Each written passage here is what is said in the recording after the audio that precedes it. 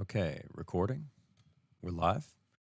We just check and make sure it's all good and get that link posted up everywhere.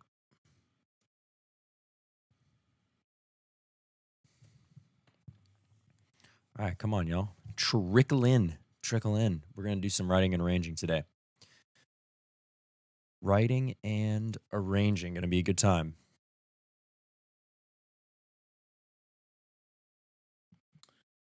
Looks like we're live. Let's just make sure it's working. It's working. Looks great. Awesome. Awesome.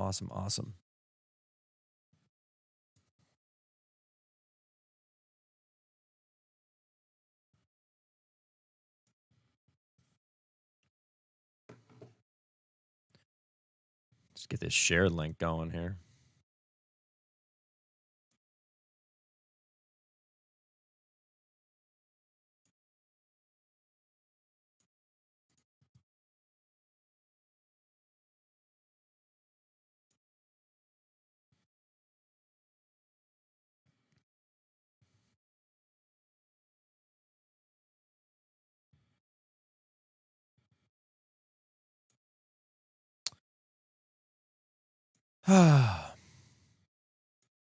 Man, posting things on Facebook is so annoying.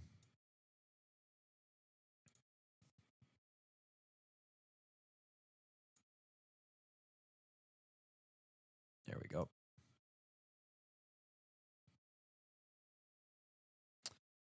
And let me text myself the link. What a process, huh? Just to share it up.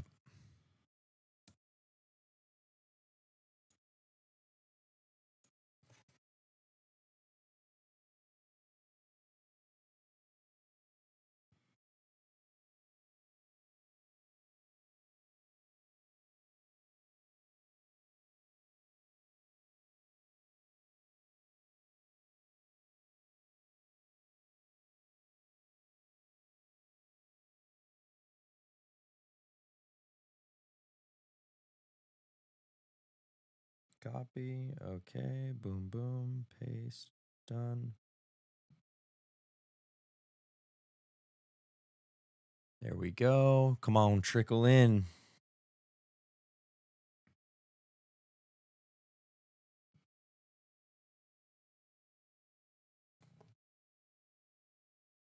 There we go. Stupid pictures for Instagram. You know how it's done.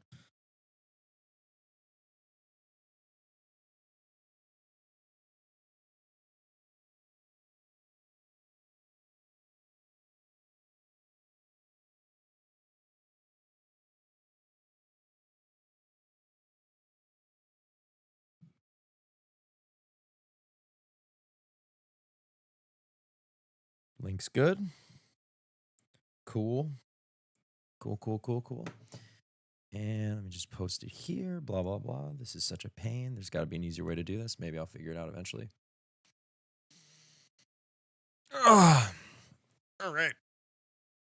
So let's dive in. So where we're at in the process of Flying Formation 2.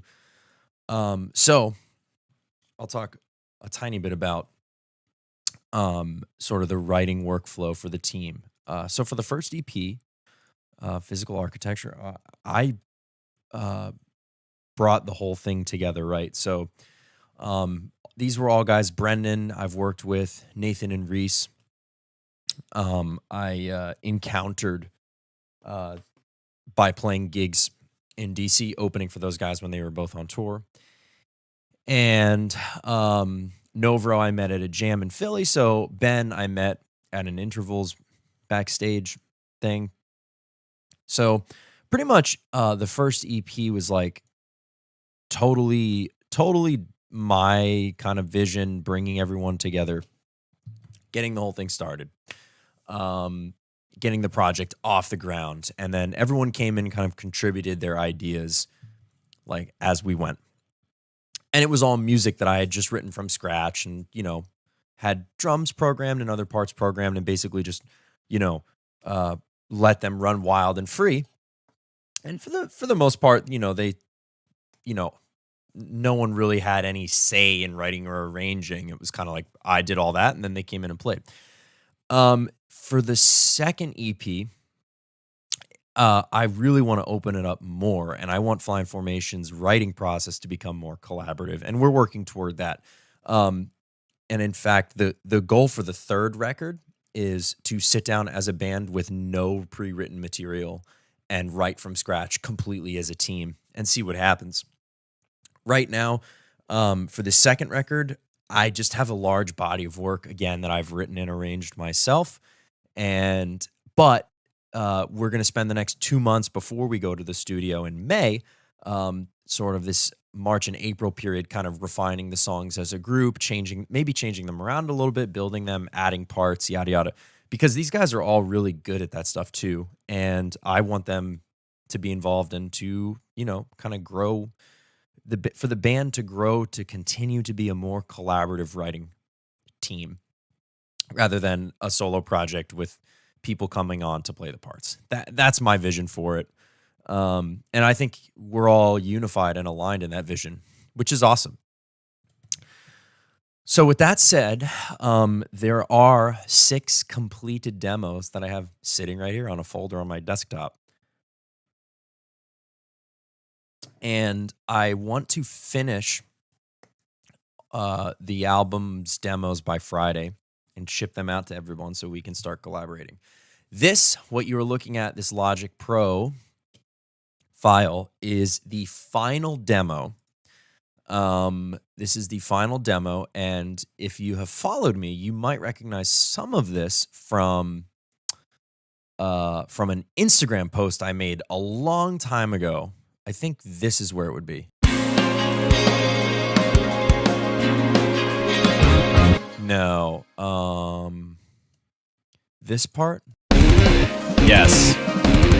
But not that. It was just, it would be this. This.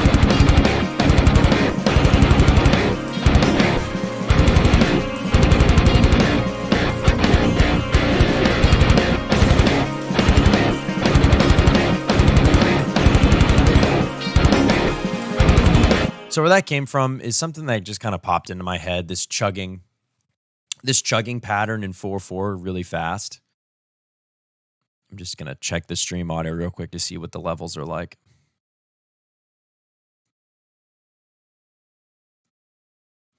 Okay, the levels are great. Yeah,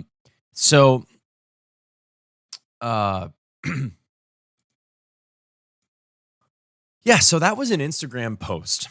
And it was something that I wrote, and I really kind of wanted to build on the concept of 16th note kick groupings and chugging in really like in odd groups. So let's take a look here. So what I eventually did is to build this out is I added a melody following the same pattern, but we'll get there. So I started with just this kick pattern, and I'll solo the kick, the drums here. I have to keep my voice soloed. That too. So here we go. So it was just all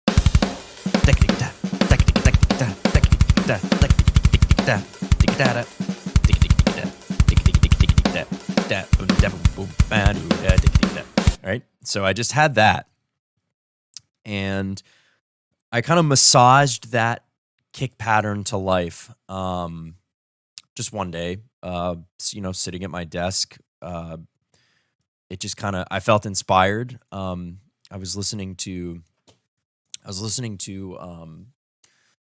what's the name of the song, a Plenty tune, the Glass Bead Game, and there's a lot of parts in that song that have these crazy 16th note groupings and chugging, and I was like, man, I want to do something like that. So I just started playing around with chugging the open strings, and came up with this kick pattern that I built out. And then I added some chords, like added a pad. Why isn't it playing? don't know.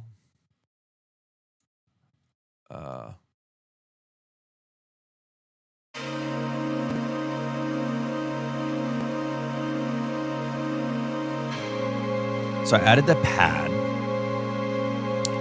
and then that's these chords, and then I also had these clean guitars. I actually think the song just started with clean guitars after I had the kick pattern.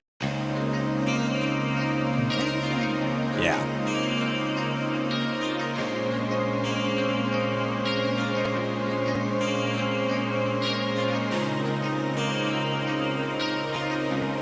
So pretty. I loved that. I still do. It's really got a lot of energy in it. Key change. Also a picking pattern change. Sort of a key. I don't know. I can't even call it a key change because I don't know what the key of the song is. I just am playing chords I liked, and that felt like they went together. So that's what I had with the kick pattern. And let's see, all those together, basically, you have, take this out of solo. Man, this solo is so wonky in this project. You have, and I just added chugs on a crunch tone to sort of double the kick. And I did that on bass as well.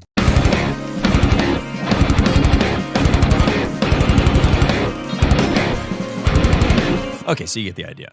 And I kind of let it sit because I really had no idea where to take it as a song. And now, as you can see, I've added some other stuff. I came up with a concept of like a just intro, having like an arpeggio kind of thing happening. And then I broke it out into this other like chill section that I think follows the same chords, except the riff is like staccato-y, like just kind of plucking out individual notes, and a much more laid back drum sequence. Just kind of following that.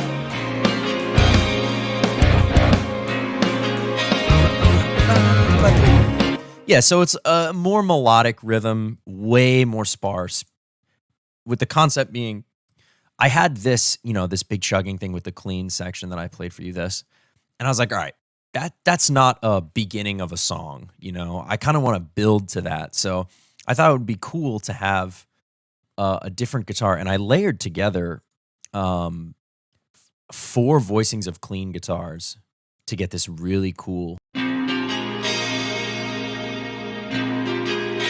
Here's all the DIs for that. That'll be fun to figure out. Look, man, I gotta tell you, the best tip I can possibly give you if you're writing, for any kind of music, but especially something like this, kind of difficult, complex, proggy, whatever you want to call it, music, dude, transcribe parts as you go if you're writing on the guitar. If you're writing in your head, hopefully you're writing in MIDI or transcribing before you even pick up the guitar, which is what I do most of the time. But if you're not, if you're throwing together here's clean layers for voice, I'll remember this later. Bro, I have no earthly idea what I played, but I know I'm now emotionally attached to it, and I have no idea. So, listen how good it sounds, right?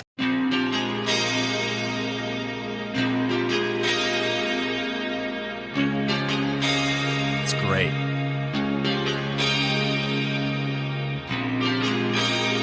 Yeah, that high note. But now I have to figure it out, and the way to do that, I have 6 hidden DIs. None of which have a plugin on them, so they're all just DI signal.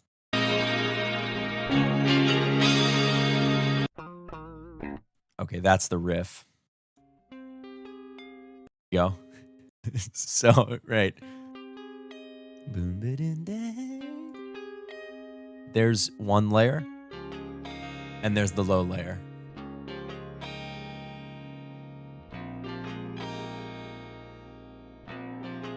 So even though I called it a 4-voice, it's really just 2 chords, a low chord and a high chord, doubled left and right. So yeah, 4 voices, but it's really 2 happening. But I think I know the tuning. I'm pretty sure it's half step down. I don't know what the low B string is tuned to. So, and I don't have this written out in Guitar Pro. So if I'm going to make this, if this song makes it to the record, one of the things I'm going to have to do is I'm going to have to sit down and tab all this out because I need to learn it and memorize it. And this material, there are 7 songs. I can personally guarantee you that there will not be 7 songs on the record. Some of these will not make it. This tune may very well not make it to EP2. But if it does, or it might be a single, who knows? May not even ever make it as a Fly in Formation song. But point is, at some point in the workflow, I'm going to have to sit down and tab this out for myself because I cannot possibly, even with 2 guitar players with Ben, the 2 of us, you can't possibly memorize all this material and then also bring yourself to play and record it perfectly so that you go into the studio to perform. I mean, we're going to have to do that to play live, but it's going to be slightly simplified in certain aspects. Like you're not going to have to, it's impossible. You know, at this part, you could not play this part live with our band format. You would need a 3rd guitar player because you'd need one person playing the low clean, one person playing the high clean, and one person playing the chug. So because I already know we can't do that, you know, something's going to have to go on a backing track live, right? Everything always comes back to live. How do you find a solution for things? Well, what's it going to be live, right? I always come back to that because the goal is to play the music live. So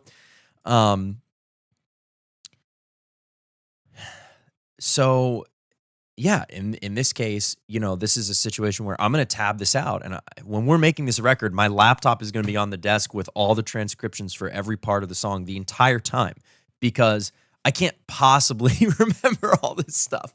There's just too much. Even parsing it down, it's just having that as a reference is going to be critical to make sure all the notes are right. Okay, so yeah, long story short, transcribe things or put them in MIDI as you go, and it will save you in the future. Even though it takes a little extra time, if you're writing on the guitar and you're not writing and transcribing and as you go, it will save you time in the future, man, because now I have to go back and dig through these. I'm glad I kept the DIs when I bounced this. Always do that. I mean, that's a no-brainer. And usually I don't bounce things out, but I think this project was getting so massive that I had to. Okay. So let's go to the top. Let's go to the top of the tune.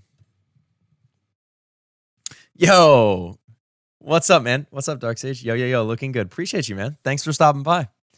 Joao Morelli, sorry if I'm pronouncing your name wrong. Hey, good afternoon. Welcome. Thanks for stopping by.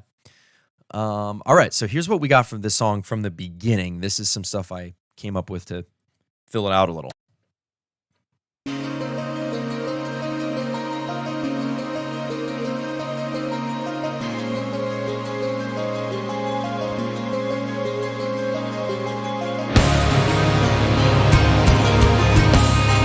So sick.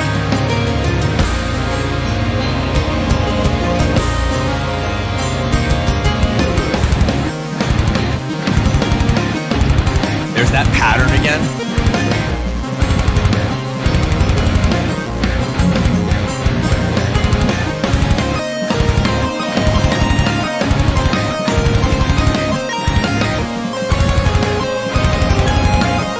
Yeah.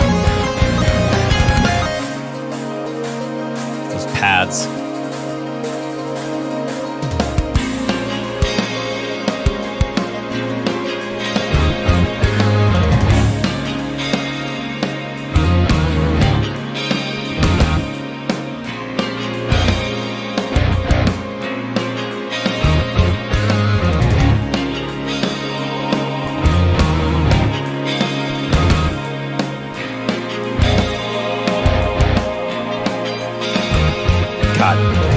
Alchemy is the best synth ever. I have 6 alchemies.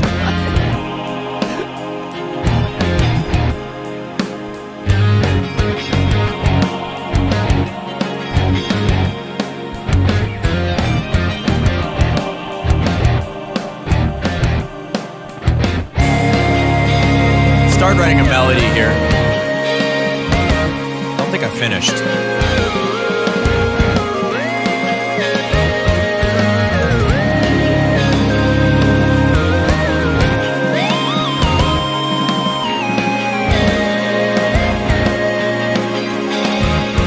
Man, I forgot how much I like this tune. I do really like this one. So there's a lot of cool shit happening here. And then this goes on. I'm gonna write more melody in here today. Do I use plugins? Yeah, this is all. I don't for any finished product, unless it's the right sound. Physical architecture. The only plugin for guitar we used was Pliny's plugin for the cleans. We couldn't get a good crystal clean sound on the amps, no matter what we tried. I had a very particular vision, and I was really attached to the sound of the cleans from my demos, so we used the plugin.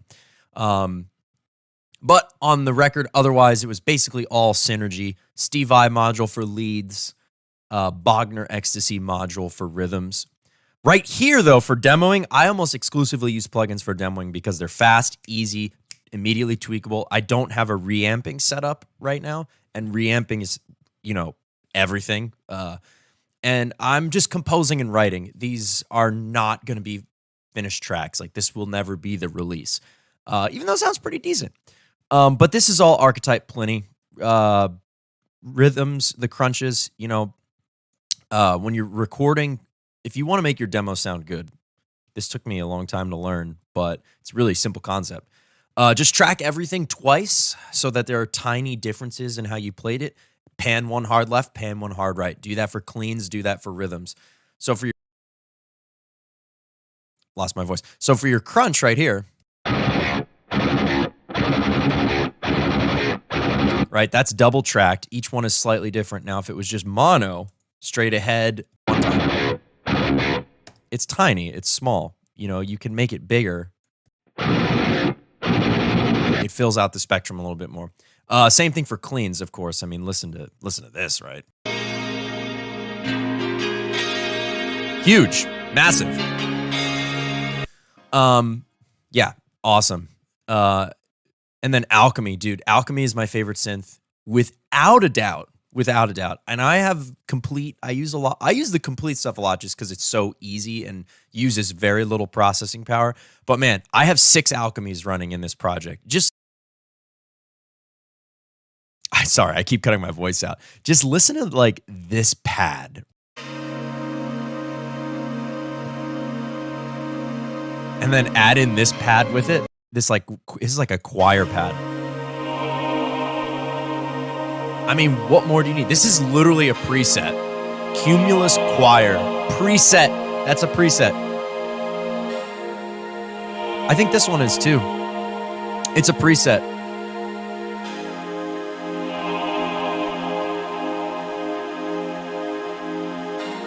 It's a preset. Do you guys see Alchemy? I guess it's not. That's weird. Oh, it's popping up as its own window, so you can't see Alchemy when I pull it up. Oh, sorry. These are both presets, though. Miking amps. Yeah, so we might, when we're making the record for real, we will track with a plugin as the monitoring tone, record the DI so that you have the DI signal, and then you reamp it. So you run it out of your system through a DI box, and then that perfect DI signal that we slave over getting the perfect recording, we edit it, we clean it up, as if I were playing guitar completely perfectly, send it out through an amp, and then you blast it through a cabinet, have mics all in the room, record all the mics, blend them together. That's your tone. And that way you get a completely perfect performance running through an amp. You could also just use the plugin, but when we A/B'd everything and we tested everything, I mean, we tried we tried a bunch of the neural DSP stuff for guitars, and they're great. They just don't have the fullness of spectrum for me, to my ear, that the amps did. But in a mix, once you're in the mix, it's kind of hard to tell. But when you're not in the mix, it's definitely not hard to tell. So it just depends on what you're going for from a mix spectrum. I don't really mic anything at home. If I had to record a pro level guitar track right now for someone, like a guest solo, I would run it through my Synergy head directly into my interface, and I would use IRs, so cab sims. It's not the best, but it works. And, you know, again, once you're in a mix, you can't really tell if you're not using a mic'd cabinet. The IRs have gotten so friggin' good, you know, so it's really always going to come down to the mix engineer to make things sound good anyway. In terms of the overall spectrum, it's your responsibility to capture the best performance and the best tone you possibly can, for sure. You never want to leave it to the mix engineer to make things sound good. You have to make it sound great on its own. And then mixing is just light polishing. But yeah, anyway. I never knew that. So you push the dry into the amp. Yeah, if you want to learn more about it, it's called reamping, REAMP, like reamping. And you basically just record the sound directly from your pickup. So it sounds like, I'll show you what a reamp, essentially all plugins are doing is they're reamping in the minute, right? Like they're creating the tone at the second. So this is what, like a crunch tone, okay? This is a crunch tone, just the DI. This is how we record an album. This is how pretty much everyone does it nowadays. You record a DI, edit it, make it perfect. Oh, sorry. Let me turn the synths off.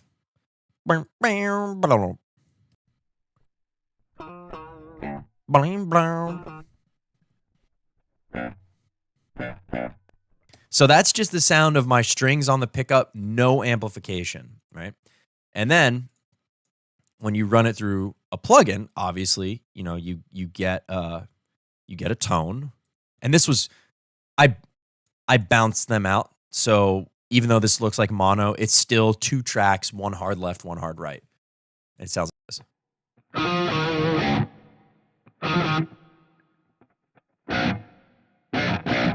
Okay, so that's the concept. Yeah, it's pretty cool. It makes life so easy because you just slave over your perfect take, and then you can tweak the tone all you want. Okay, so here's something interesting I'm doing today. Is there's a few riff ideas all the way down here. As you can see, they're kind of in their own universe. These are things that I wrote in other projects and thought maybe one day I could incorporate into this larger picture song. So they're kind of just sitting down there waiting for me to get to them. But yeah. So, and there's a possible outro idea here. I'm not sold on it though. This riff is the absolute most difficult thing I have ever written. This is what the guitar looks like for it.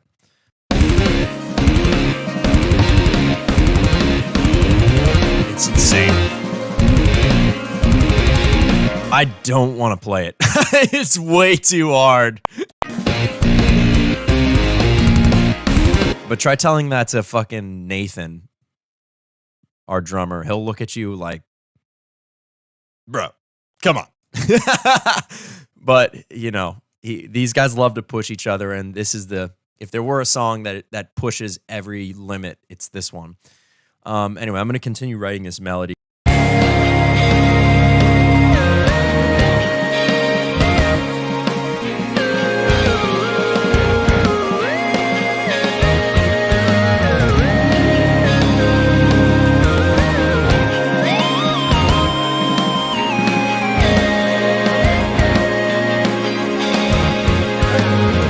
Okay, so I'm thinking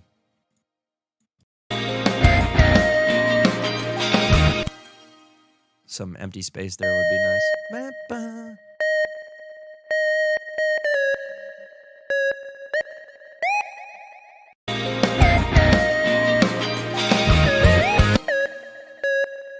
thinking about matching the rhythm on those upbeats, but I don't think those are the right notes.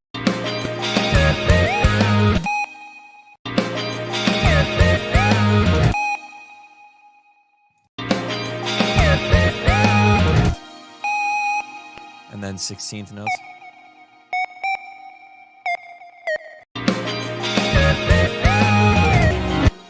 I write melodies on synths a lot. Even though this would, I guess, probably end up being played on guitar, a lot of the melodies in my demos are on synths now because the way I'm writing is I just sing. I just sing melodies and write them out and then figure it out on the guitar later. You always write better melodies that way, I promise. Because if you can sing it and it's singable, then it's going to be great, and then you just figure it out on the guitar. Otherwise, if you pick up the guitar and you're trying to reverse engineer a melody, you're just stuck in the world of your patterns and your muscle memory and scales and shit, and that just does not lead to a really strong melody writing. Yassine, hey Yassine, what's going on? Thanks for stopping by. What will be the name of the second EP? Sick stuff, by the way. Thank you. I appreciate it. Oh, I cannot tell you that. That's a secret. For now. That is a secret for now, but you'll find out soon enough. Stay tuned though. Follow our keep an eye on our social media because we are going to Novro Studios in Pennsylvania. We have 2 weeks booked in May, and we're gonna go crazy filming this whole thing, making the second EP. We're gonna do another documentary just like we did last time. We're gonna be going crazy. It's gonna be super fun. A lot of live streaming, a lot of filming. Everyone loves to really capture the process and share that with people. And it's just so fun because I know in 5 years I can go back and watch that documentary and just, it's a catalog of the experience. And at the end of the day, like making music, having fun with people, doing it together, like that's what it's all about. Making memories and capturing them is great.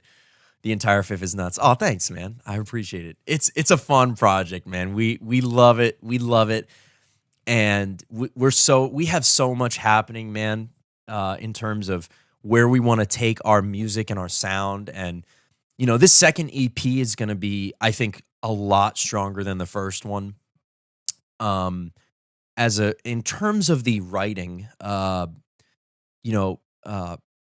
for 2 reasons. One, we're going to be collaborating a lot more. The first one, I wrote basically every note. This time, I have again written every note, but we're going to spend the next 2 months specifically working together to just tweak and develop and massage parts. And I really want these guys to be involved in the writing too. And like, instead of sitting down and grinding out the strings for a week by myself, right? Like, I would so much rather sit down with them and work on the strings together, because those guys are great string writers too. So there's no reason to not meld the minds and come up with stuff together.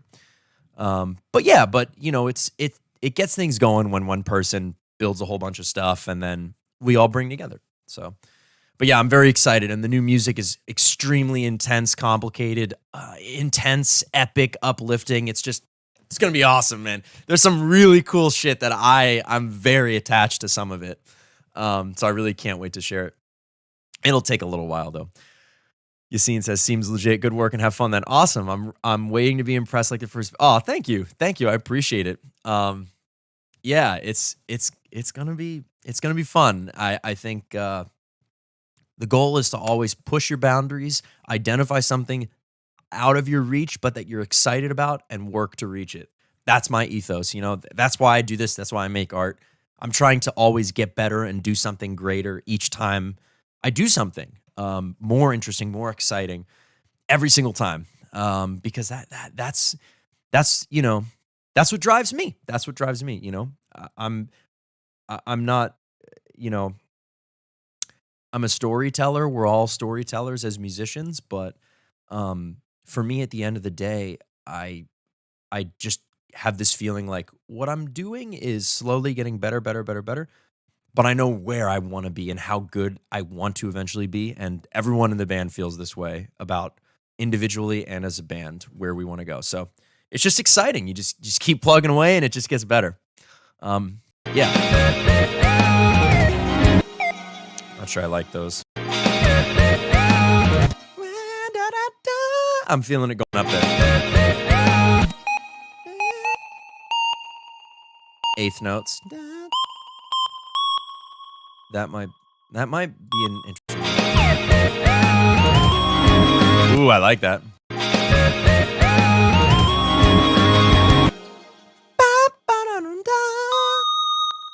I'm hearing rest for an eighth note, then eighth notes.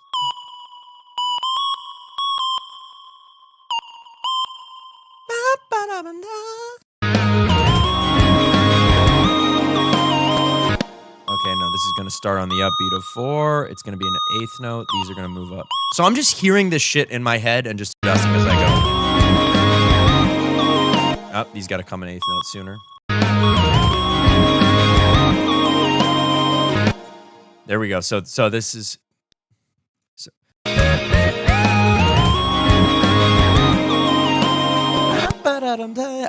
That could be a cool motif. Do a little descending thing. That's something I love. I love descending lines. It's a great way to come up with, super melodic passages. Again, I have no idea what key I'm in. I'm just following my ear. I know the chords changed, whatever.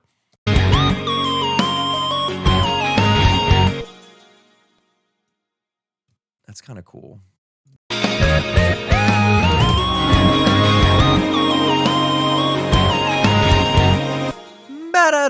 Okay, so definitely want to change the rhythmic pattern now.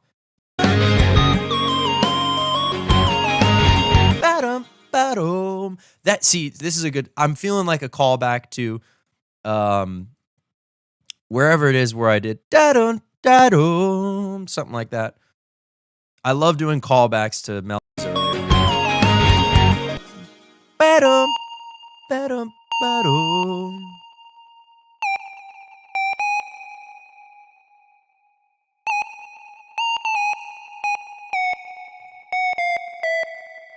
It's kind of like fishing.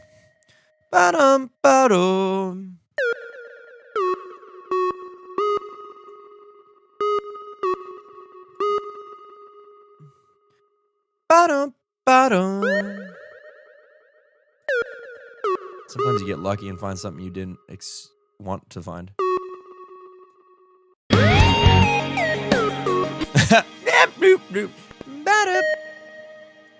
Eighth note rest.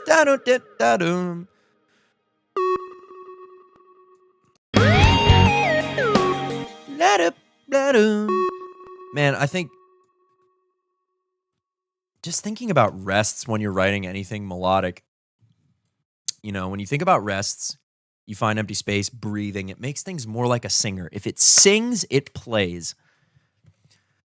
Also, will there be guests this time? Oh, great question. I honestly haven't thought about it. I should do that though. We should definitely do that. We should definitely do a guest solo somewhere. I have a couple ideas. Of people. Yeah, stay tuned on that though. I think that's a good idea. Sounds jazzy. Thanks, man. Yeah, this is definitely a little bit of a jazzy thing happening. Yeah, guests would be fun. I would love that. I'd love that, If I had to pick a guest, I know who it would be first. First pick for me on guitar would definitely be Jake Halsam-Lowe, of course, because he was my teacher. He taught me everything I know about writing this kind of music. Everything I know. He was that teacher that came around. That's first step in networking. Yeah. When it comes to the art, though, I don't want to put someone on just for their name. Like I would want someone who is either connected to the music, connected to the band, or really suits it. Like, yeah, I mean, it's a cool secondary thing that you get to know the person if you don't already know them. But like, I wouldn't call on a stranger just to try and get a big name. I don't dig that. I would want someone who's connected. And that's the thing about Jake is that, he taught me how to do everything you're watching me do over the years when I was in law school. Um, yeah. And the other obvious choice would be Dave Weiner. One of I am his tech now, and he was that first teacher I had that opened my eyes to being able to write. It was like Dave set me on the path of like, start writing, stop questioning yourself, just work with the gear you have and make music, use simple, strong structures, and just throw stuff together and make music and be bold about it. He really inspired me from that side. And I went down that path, and I made an EP on my own and stuff. And then I realized, I was like, okay, I need to find someone in the prog universe who can teach me how to make proggy stuff. And, one day Jake was just like on his Instagram, looking for students, I got an opening, and I was like, oh shit, this guy teaches, because I know him from Helix Nebula, obviously seen him play with Pliny. I love Pliny. Definitely my favorite writer in the, modern in the young guitar player world. He's definitely my favorite writer. He's the best, man. And so I'm like, damn, Jake works with this guy.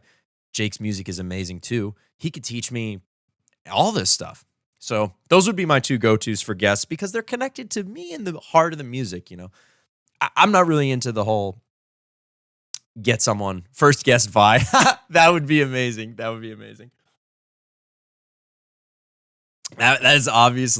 obviously be a no-brainer. Yeah, and if I did that, if I were to have that, if he were to play on a Flying Formation record, it would have to be a guitar battle. It would have to be a guitar battle. I mean, like, yeah, do your thing, of course, but I would want us to have a section that is very specifically like a guitar battle. That would just be so sick. Like Jake had a guitar battle with on his latest solo record. He had a guitar battle with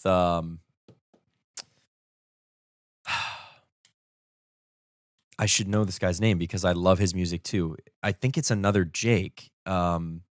He's on Tom Quayle's podcast. Anyway, it was an awesome section. It was like the outro of the album. It was so sick. Pliny's amazing. Helix is sick. Yeah, dude. I love all that stuff. Okay, back to this. I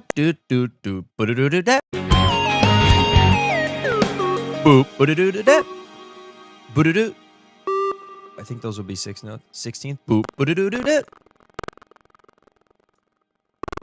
Oh no, my logic is frying.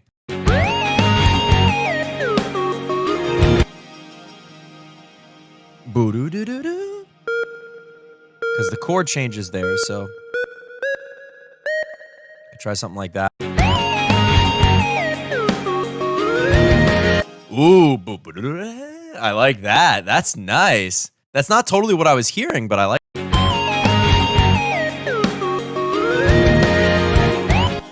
That's really nice how it stepped. I'm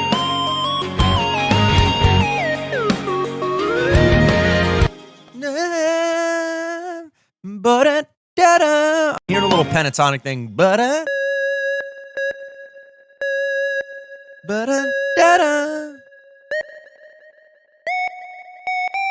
Maybe it's, I guess, like major pen. Well, I don't know what it is.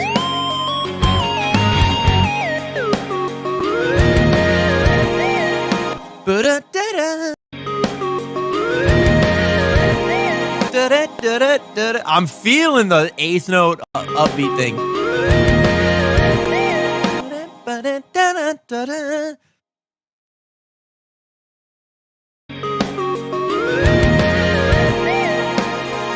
I'm going to repeat that again.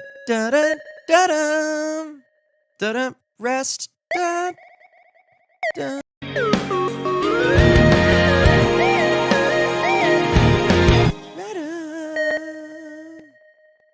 Maybe an octave up.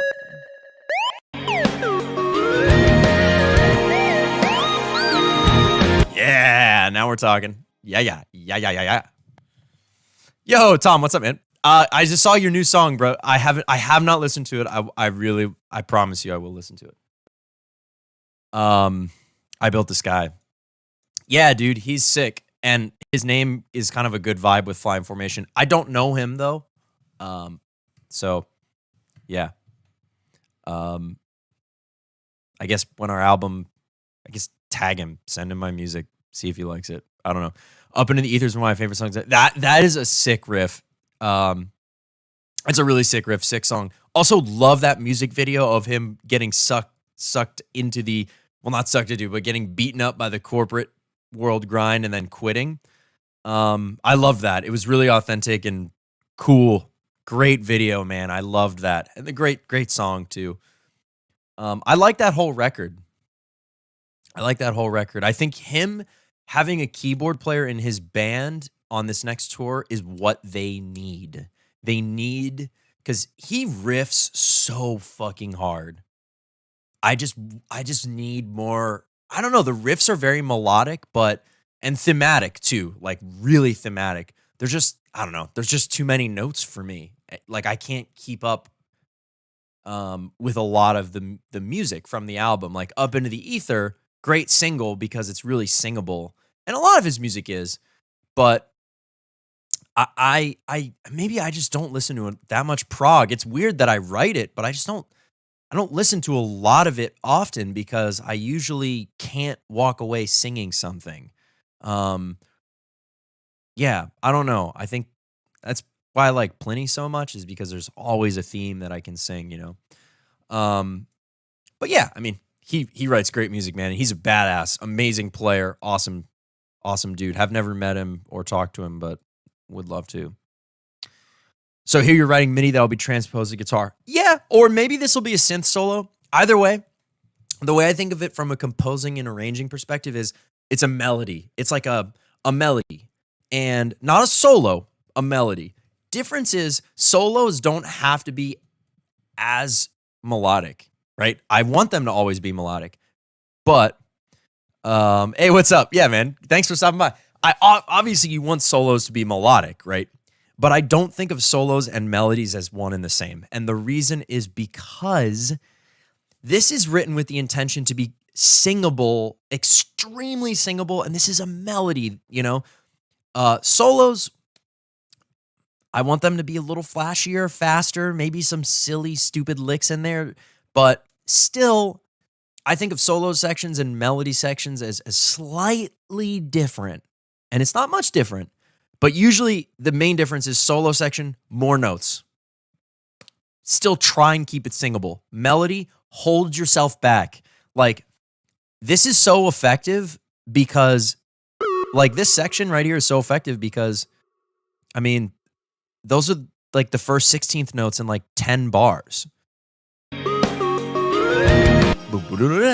Like when you do add them, it adds energy. Melodies and solos, basically the same, but the difference is in melody, I'm so focused on telling a journey that's singable. Solos, a solo is more about the energy.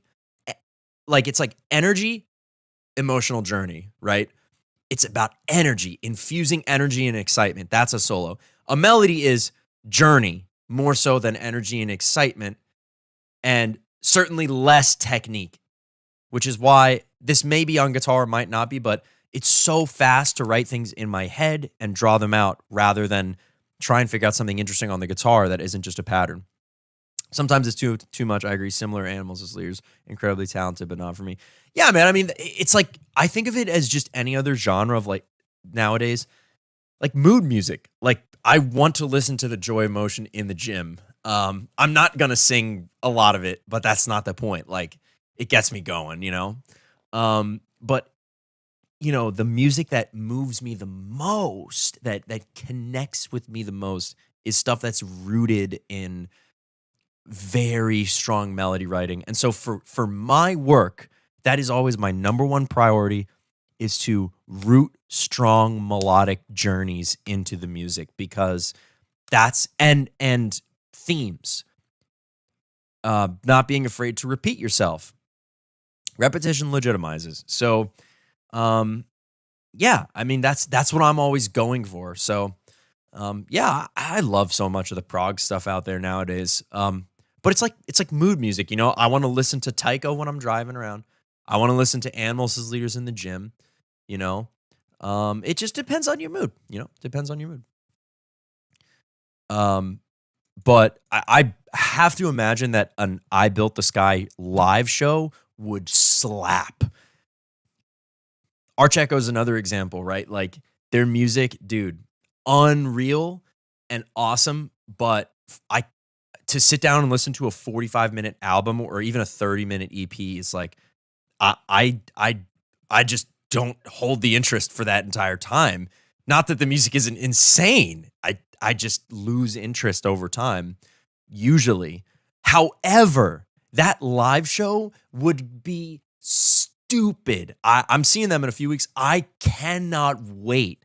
When I opened for those guys in Virginia, dude, they were so cool. But aside from that, the live show, man, their music live is hella fun. It's so much fun.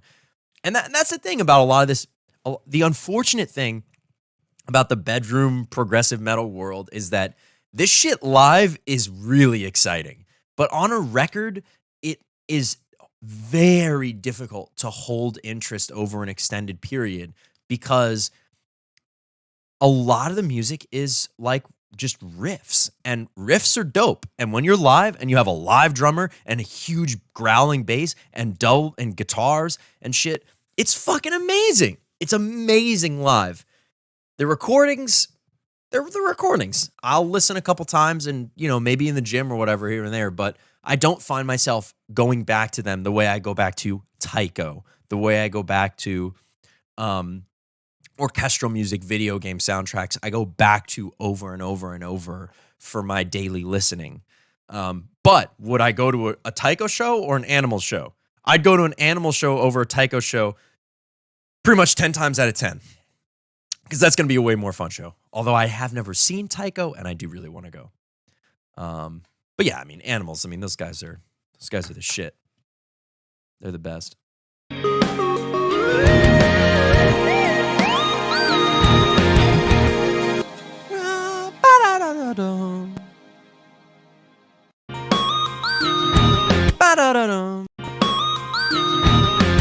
This needs to go another eighth note longer. I'm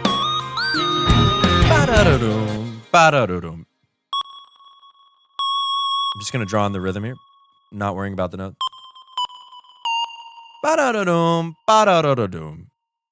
3 eighth notes, then 4 eighth notes. After an eighth note rest here. I'll get the notes right. I'll get the pitch right.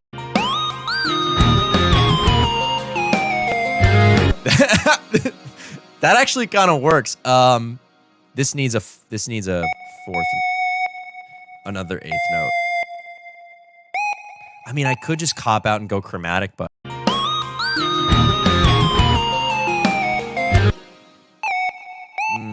I don't really.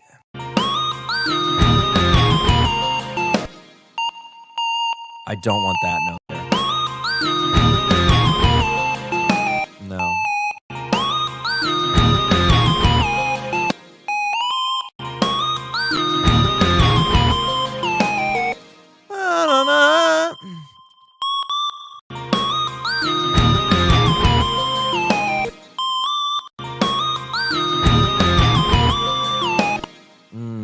This is getting a little weird.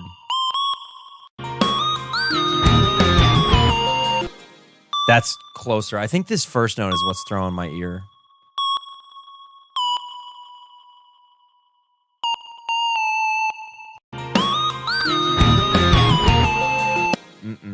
No, I was closer a second ago.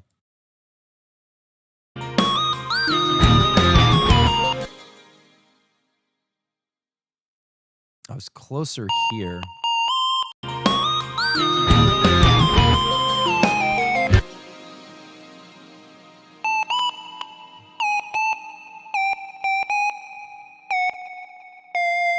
Those sound right now.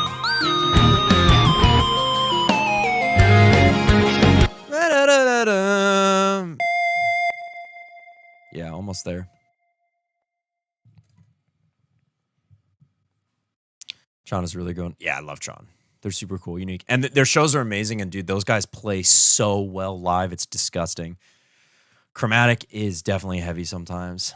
Okay, I'm getting a little ear trapped here. I need to listen to this whole section over. This is something I do often when I'm writing melodies, is if I call it ear trapped. If I'm ear trapped in a little section and I don't know where to go, I start from the beginning to feel the vibe over again, trying to sing along as I go.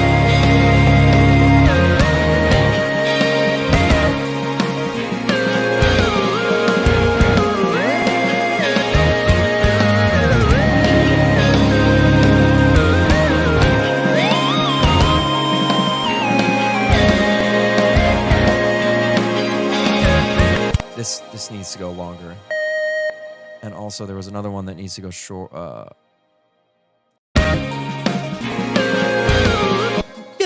think this needs to go an eighth note back. Yes.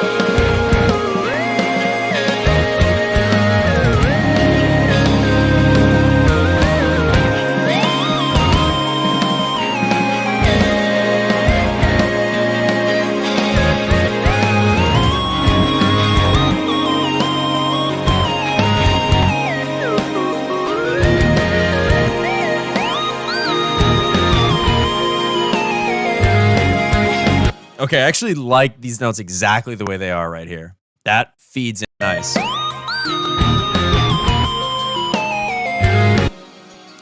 Well, I'll come back to them. That's a perfect example of like, here is where I wish Reese was sitting next to me.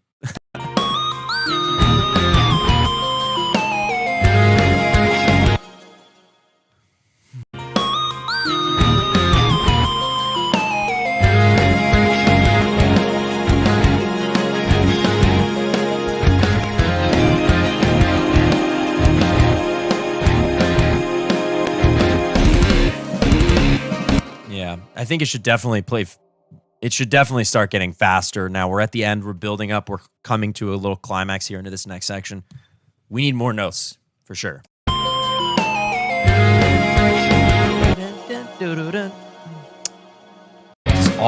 I always think in eighth notes. 24/7, I'm thinking in eighth notes. I don't think in any other subdivision. Everything is about eighth notes in my brain. I don't know why. I just love eighth notes.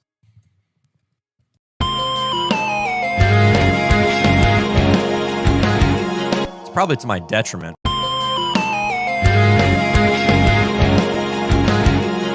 I'm just literally trying to move my body and feel what's coming next. Honestly, there's no secret to this. It's just feeling. Where is this? What's the feeling?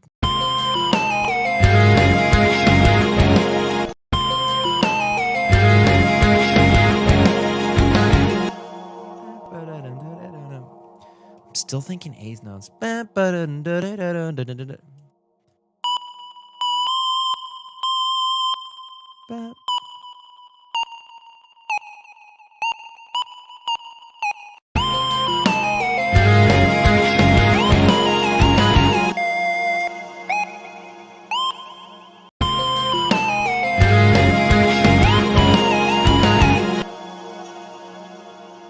And now 16th notes, ascending, sequence. Definitely a sequence.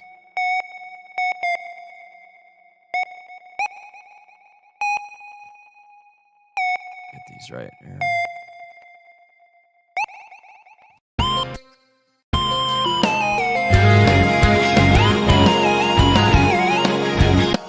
Yeah. Just 3 beats.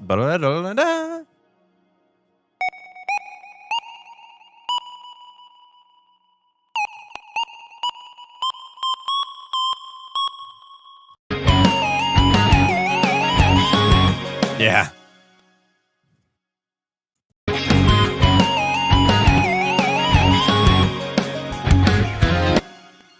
Hey, Will, thanks for stopping by, man.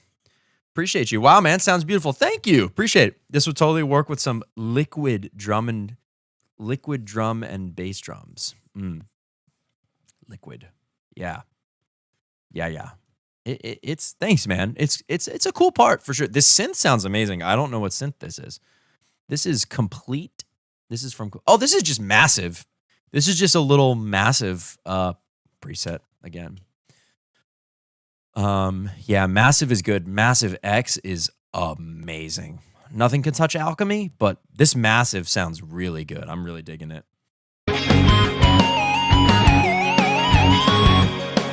This can go longer.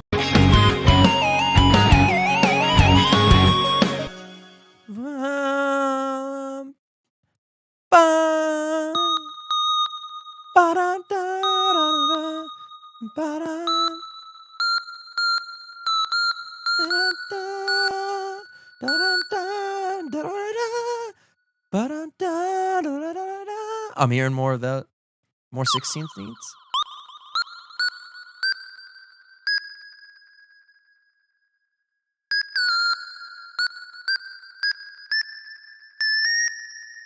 Let's hear how that sounds.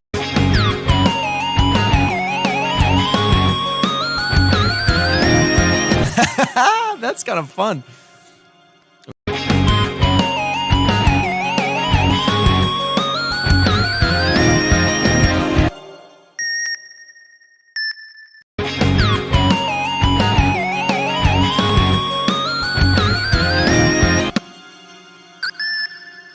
I almost want to be cheesy and start that grouping on 1. Let's see.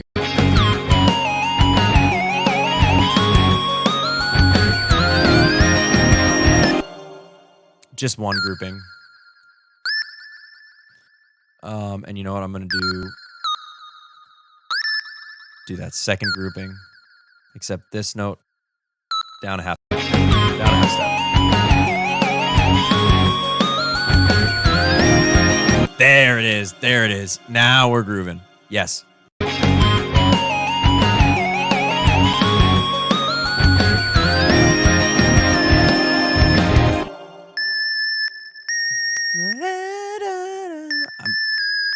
That note is very ugly, and it makes me like it.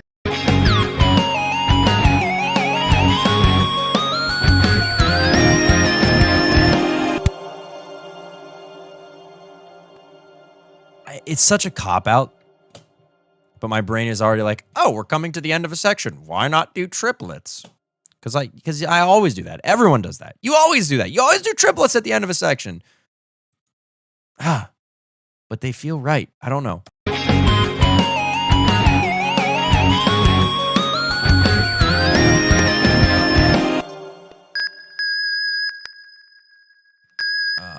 Let's make this the same length.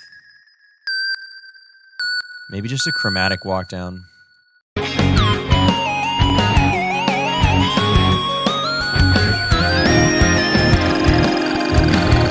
Oh, what just happened?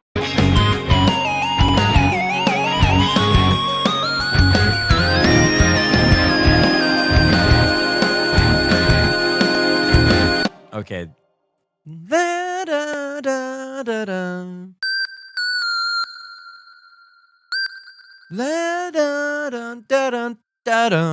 That's how I want to end it, with the same thing I did at near the very beginning. What was that?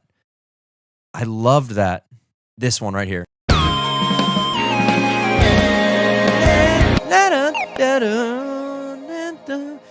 Melodic journey. Tip number 1 to creating melodic journey: reprise melodies 15 bars later in a solo.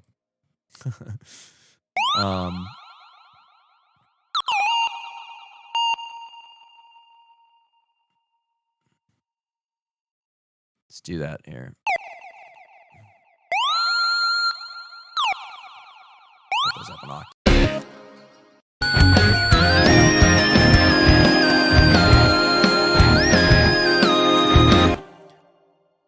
Almost perfect. And I do really like this, and I love that it's not triplets, because I abuse using triplets in transitional sections.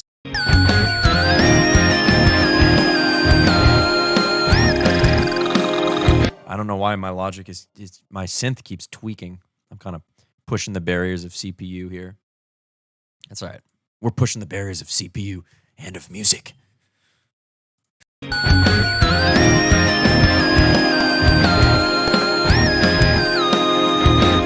Perfect. Perfect. And you know what I'm going to do to really emphasize this? Because this almost does feel like triplets.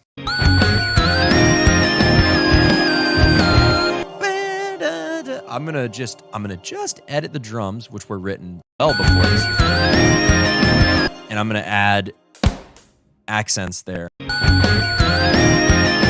Let's see, where are they? Oh, this is a little pro tip. When you want to make your instruments, like when you want to line up parts, just take your synth MIDI and literally copy it into your drum MIDI. And then I'm going to move it down so I can see it. And then I'm just going to write around it.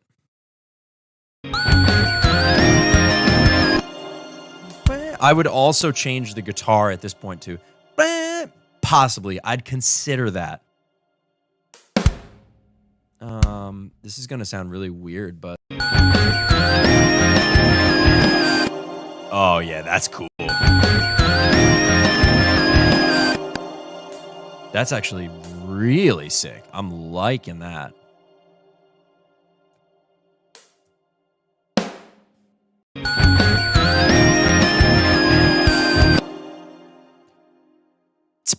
I'm hearing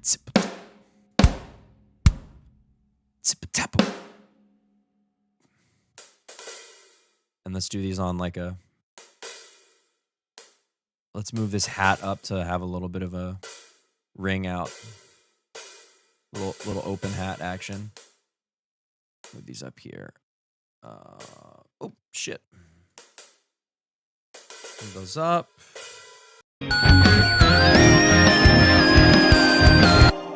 Oh, this is going to sound really wild. This is why I love eighth notes. This is why my brain thinks in eighth notes, because eighth notes are fucking sweet.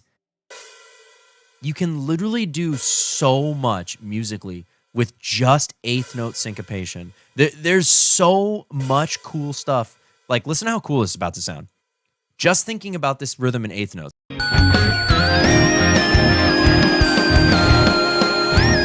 It's a little wordy. There's a few too many kicks and snares, but shit, that sounds cool.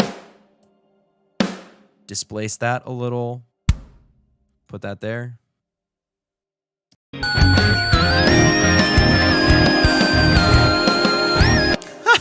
That sounds so wild.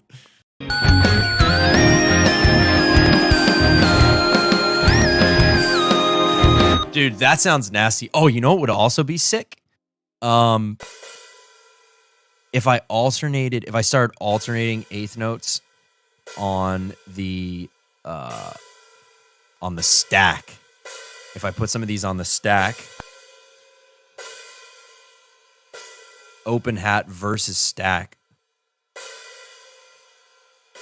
So I'm just putting stuff in that I'm gonna bring up to the stack. There we go. So these I'm gonna put up on the stack. Let's see that. Okay, let's hear how this is.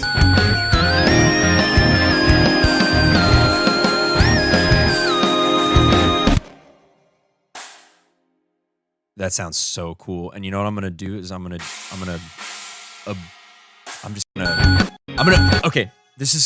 I'm making this up as I go, but a term I'm gonna implement right here is called over-programming. I'm going to intentionally way over-program what the drums would actually play, and then cut stuff out to make it more real sounding.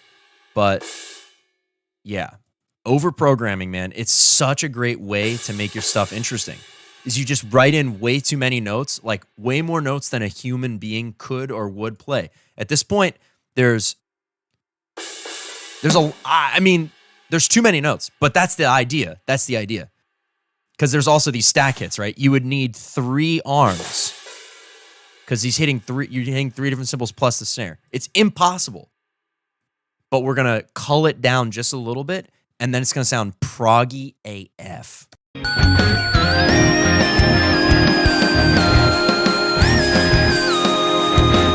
Yeah, okay, so this, I do really like, actually, this as a cymbal hit.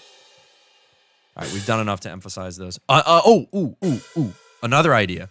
This is why I love making music. Ideas just flow. We could do, what would this sound like if I stomped the hat shut?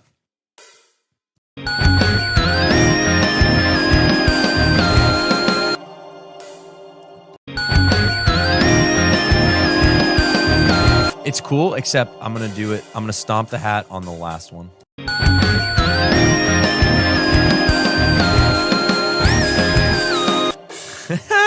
This is going to be so cool. Okay, we're going to cut that stack. We're going to cut that stack. We're going to cut that hat. We're going to cut that hat. We're going to cut. See, this is good. 2 limbs, 1 limb, 1 limb, 1 limb, 1 limb, 2 limbs. So this is all possible. As long as there's no 3 limb moments. Nope, it's all 2 limbs. Let's see what this sounds like. I think this is going to be nasty.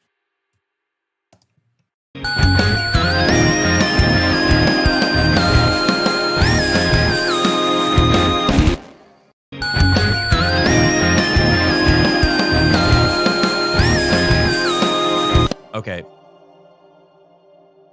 I want to do one of these has to be a stack. The double crash isn't working.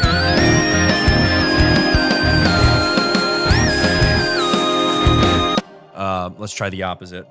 Let's try a crash hit into a stack.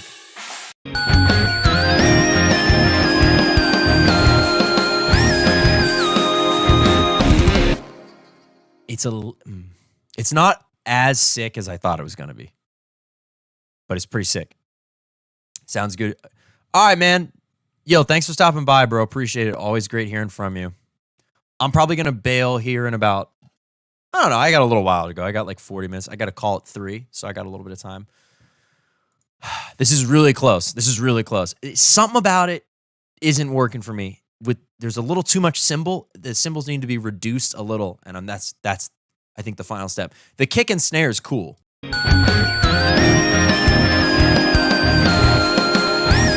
I know what's happening. I want these to ring out.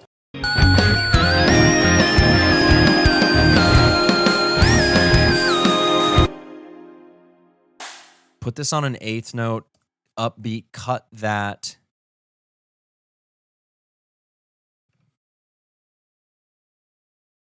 Cut that. Cut that.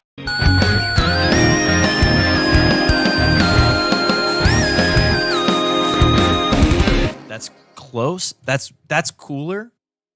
It doesn't totally emphasize the melody enough.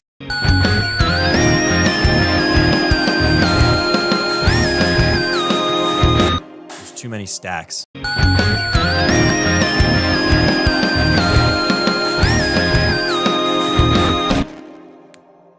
That might be it. That might be it.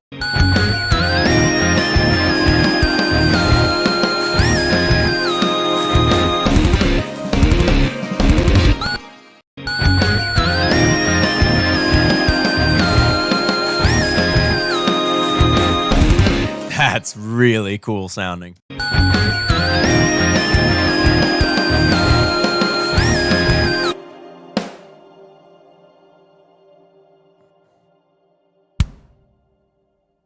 I think what's missing is some kind of accents on the kick snare.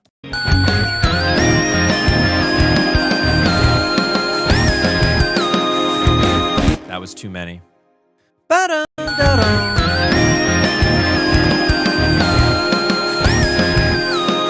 This is unnecessary.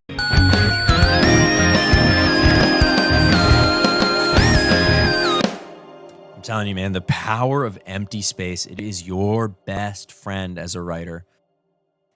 Yo, Ant! What up, man? Thanks for coming by.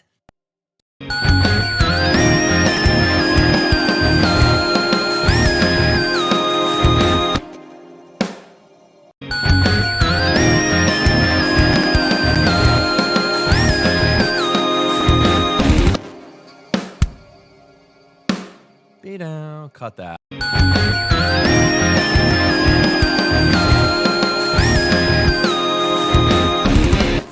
That feels right. There's so much empty space there, but the hits that are there just elevate.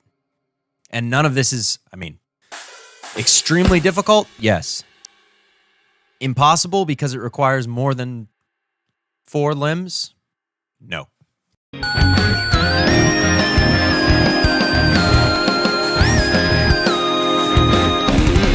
That's great because this drum pattern is right in the middle between emphasizing the rhythm guitar and emphasizing the melody. It's not one, and that was the trick here, right? Here's the thing. I'm gonna expand on this a little bit. I think this is a really important concept for writing progressive music. Something I've learned. When you're writing progressive, instrumental, metal, rock, whatever, any kind of music, but especially in this genre, right? You have all these instruments doing lots of weird, crazy shit. Now, we're in a transition, and the melody is wandering off, and the melody is playing a melodic, right? We're reprising a melody from 15 bars before to kind of put a bow on this melodic section as we go into the next section. Great. But the rhythm guitars, the rhythm guitars were written earlier in the process, and they are not lined up with Now, the obvious choice is to line everything up, okay? The obvious choice is to retract these rhythms. I'm just honestly lazy, and I just don't feel like doing that right now, but would be to retract the rhythms so it's so there's like a harmony. And truth be told, at the end of the day, end game, that's probably the solution here if this song ends up making the record, would be to tweak the rhythm guitar a little bit so that everything comes together here at the end with this reprised melody off into the next section. That's probably the strongest solution. But as I'm working through this, what I'm trying to do on these drums is kind of walk a fine line between emphasizing the and boom, ba-doom. Emphasizing, because those are two motifs, those are two battling motifs, and the drums can be your glue to combine two different melodic things, right? And that's why writing drums is so much fun and so challenging in this genre, because they're everything. They guide the spirit of the song. So here, I think the solution that we've come up with, this outro pattern from 101 to 104, is a perfect temporary band-aid without re-recording the guitars to match the synth melody, because it emphasizes a little bit of both. We have a little bit of emphasis on the chugs, a little bit of emphasis on the melody, and it kind of ties it together. And for demo purposes, this is great. This is really great. I'm very happy with this. So let's take a listen.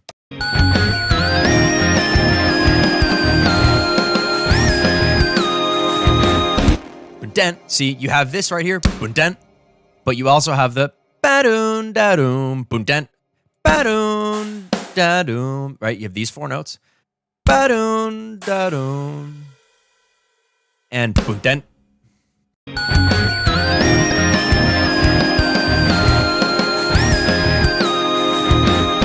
So it's really cool because it's kind of pulling from both motifs and it brings them both together. So if I did end up wanting to leave the rhythm guitars where they are, which also is a decent composing solution, because let's face it, the more complex your music is, in order to make it memorable, the more you have to repeat things. And so to make this a singable verse chugging thing, right? These rhythm guitars, you got to repeat them. So ending the section with the same ending through the first time, on the one hand could be seen as lazy songwriting, and on the other hand could be seen as making a complex odd time thing. Is this even odd time? I don't know. What time? I don't know. I think this is just in 4. Yeah, it's just in 4. But it feels odd. Making it more singable. So I don't know. This is writing music, man. You come up to these kinds of problems and you have to figure out solutions, and that's the challenge. But I really like this drum solution for right now.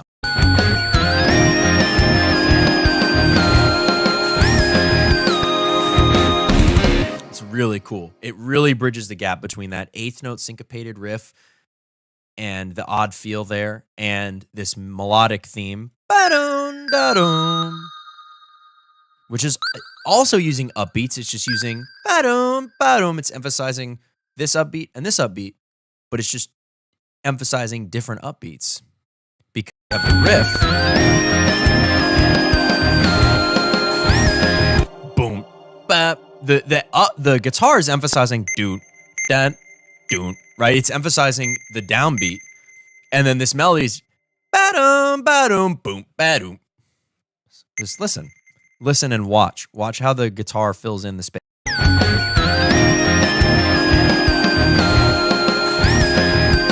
I'm sorry. So the guitar is going boom, ba-doon. Right? Doon, da-doon. And meanwhile, the synth is da-doon, da-doon. So we have every eighth note from here to here is being emphasized by something. Right? We have the guitar emphasizing this, this, and that. And we have the synth emphasizing this upbeat, this downbeat, and this upbeat. So our ground is really heavily covered in different ways, though, with different notes. They're different pitches. So you have a lot happening here. And to glue it all together, drums are the glue, man.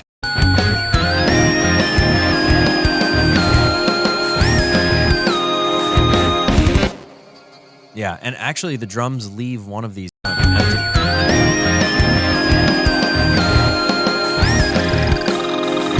Sorry, my synth tweaked out, but you get the idea. Yeah, so hopefully that's an interesting thing for you to look at. I think it's cool. So we finished this melodic section. Let's take a listen.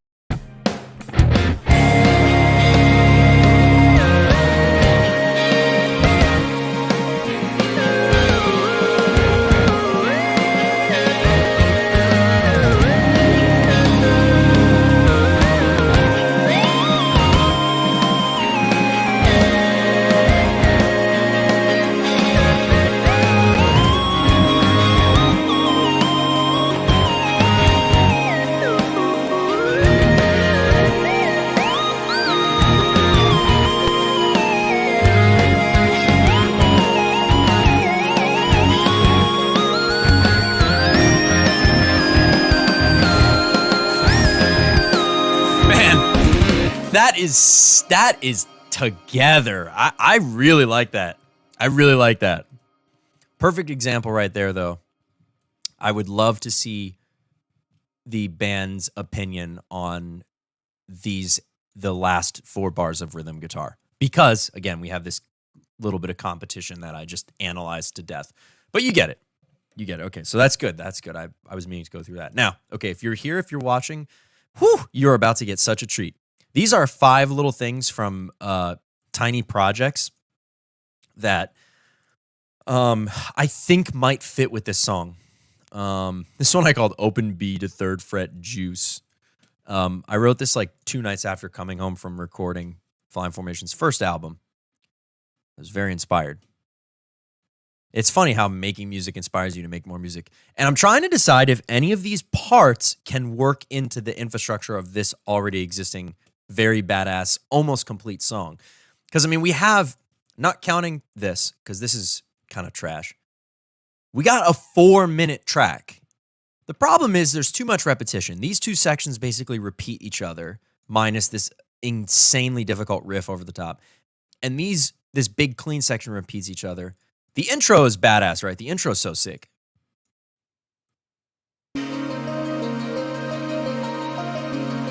Intro is so sick. But again, it's kind of still using this chugging theme, as you'll hear.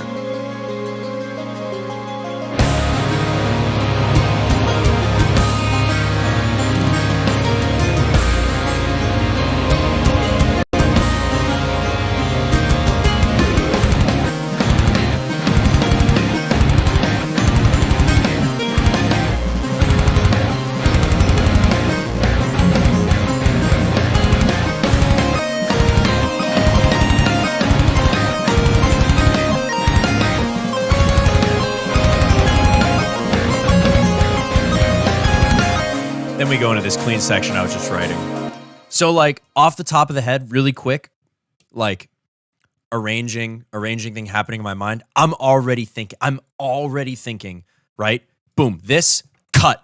Too much clean, way too much clean. This tells the story with the melody. It's enough, right? It's just so pretty.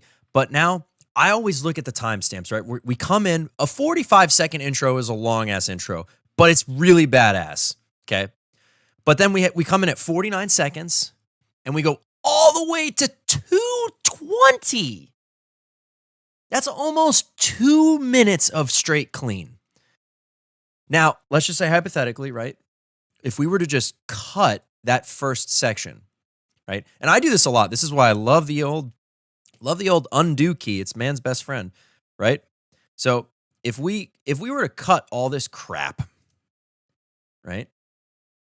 Synth, boom, right? Let's just say we cut all of this. My beloved work. Cut. I'm not going to do that. Too scary. Control Z. But let's just say we go this right into that. See, the drums kind of change a little bit, but I'm just imagining that. Okay, that's a much more succinct, clean section. Now we come into this insane riff.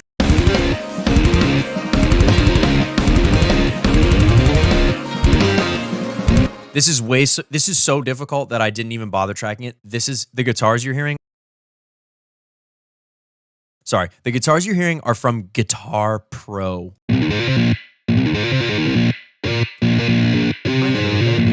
It's just way too hard to play. But let's see if any of these things can somehow fit in after this section.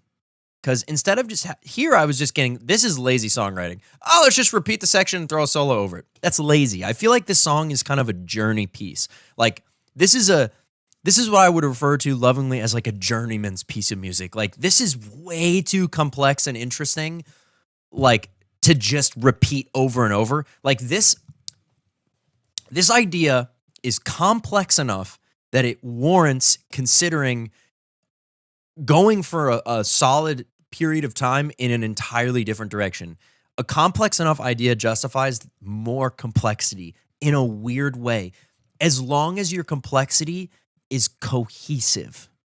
As long as your complexity is cohesive, like as long as there's glue between this complexity, like you can meander into other ideas and not have riff salad.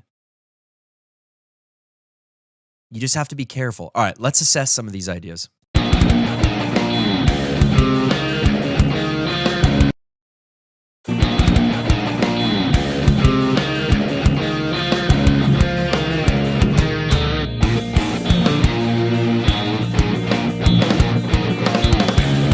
I mean, this one fits so well because it's using a lot of the same chords.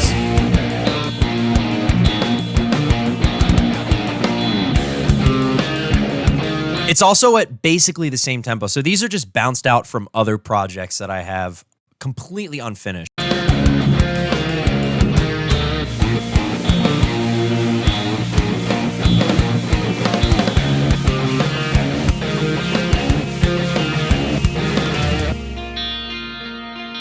This is a cool little breakdown.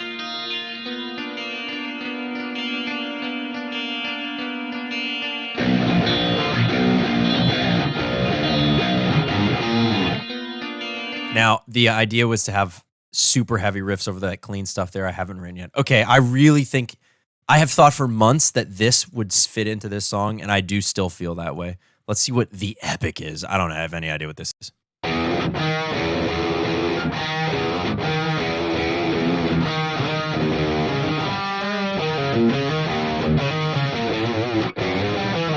It's kind of cool. It's simple, and it could, I wouldn't want to repeat it. I would just use this as a bridge riff, right?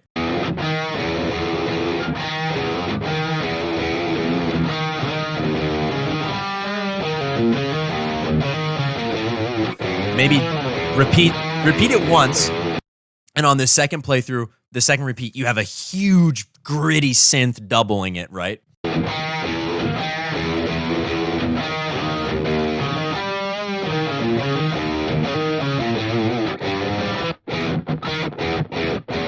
Okay, this is garbage, but the first part is good.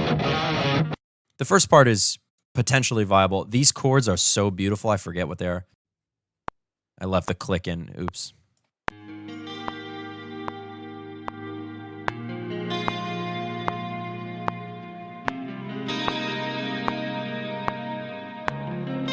Too slow, but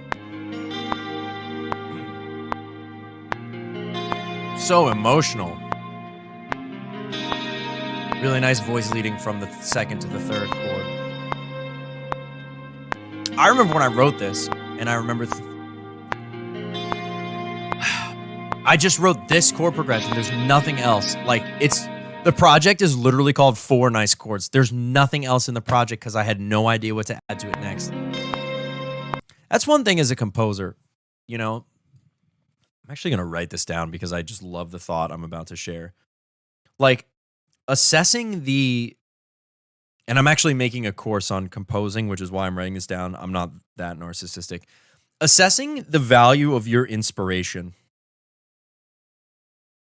Meaning, if you're excited about an idea, you'll know, like, if you're excited about an idea, you will know it because your body and mind will naturally evolve the idea.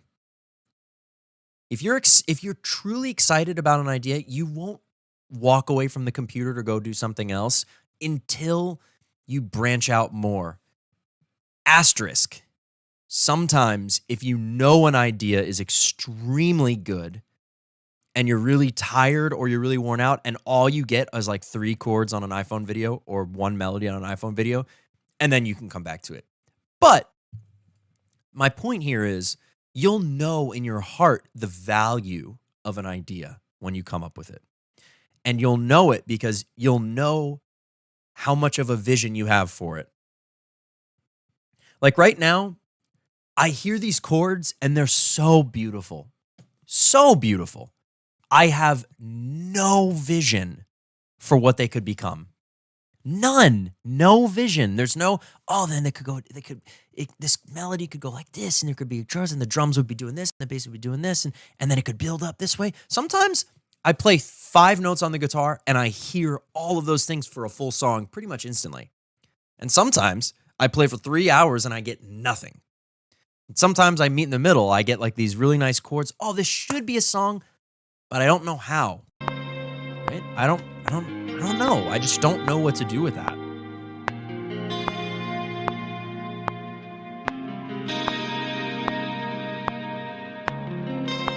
It's pretty. It's very pretty, but I don't know what to do with it. On to the next idea. 7 and 8 Thing from the Woods. This is something I came up with in my head while I was walking around outside. See what it sounds like. I don't remember. Oh yeah, I do remember this one.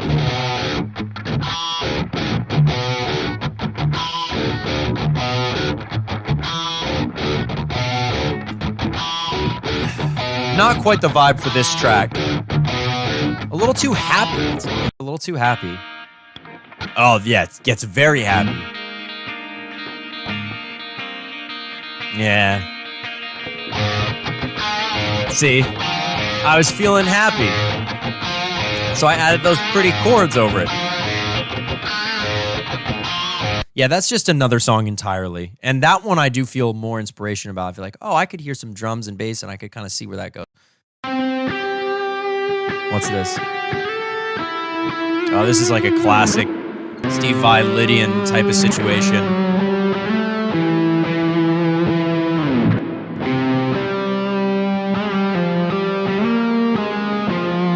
I think it's a good idea. And I remember when I wrote it, this one I came up with that melody idea one night when I was hanging out in my kitchen a couple apartments back.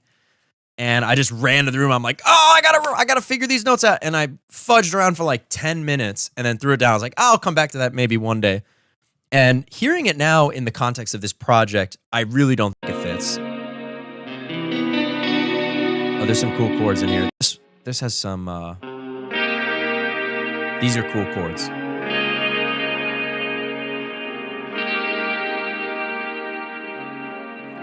Okay, composing trick.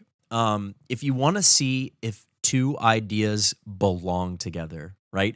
Like right now I have some scattered ideas and I'm trying to fit them into a bigger song that's kind of already put together to complete this song, to give it a little bit more of a journey because I feel like it's really complex and it deserves a little bit more bobbing and weaving through the sections.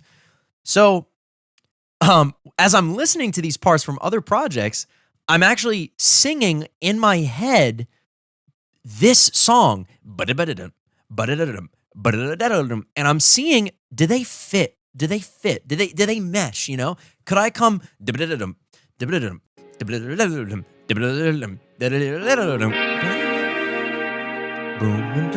this tempo is obviously slower, but I'm seeing if they mesh.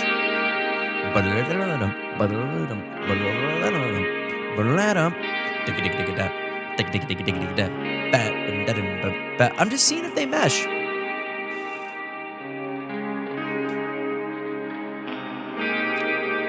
They actually do a little bit, more than these chords for sure. These chords come so far out of left field. But I have to wonder though, if the tempo of this was sped up, would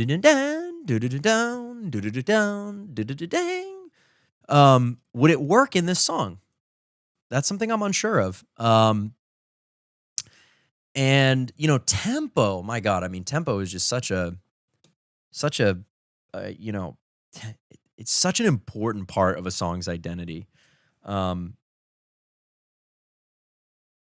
jotting this down again for my course that I'm doing, just because I sometimes I just get these ideas and I like them and I forget them. Okay, so yeah, more to come on that course, by the way. It'll be really cool. It's going to be with a pretty significant guitar player's new education website. Cannot wait to share the details and make it. It's going to be super awesome. Anyway, I'm just trying to imagine that, like, here.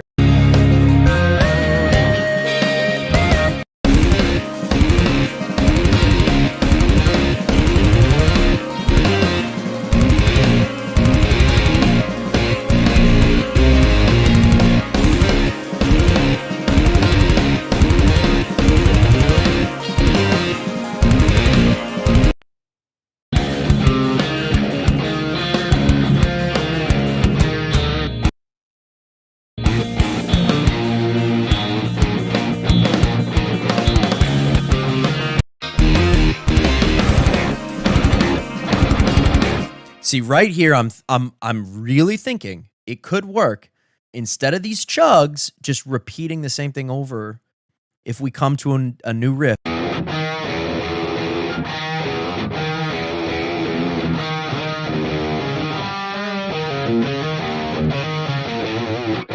So I really do feel like, okay, right? Identify the section where the other riff could go, okay? So we're going to, before you start doing any large rearranging, please change your subdivision of snapping to the bar, okay? Because otherwise, you're in for an absolute disaster of trying to figure out where things go if you decide to put them back. Okay, chopping the drums, chopping the synths. Okay, because I do really like all this section. I put a lot of thought into that riff, even though it's extremely difficult. And I don't want to play it live because it's too hard. I'm gonna leave it. Okay. All right. This thing can go with it too. Okay. So I don't want to grab that. Here we go. So this is the spot where I think a new idea could come in. So I'm gonna move all this out of there. I'm gonna move the automation with it. Did I automate anything? I don't know why it just asked me that.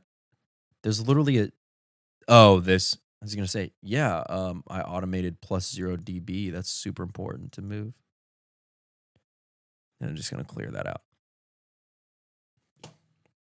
Kids, never do any automation ever until you're done writing, because my God, is it a pain to rearrange and chop things up and move them around when you have automation in the project. All right, so we're going to start auditioning these ideas in here.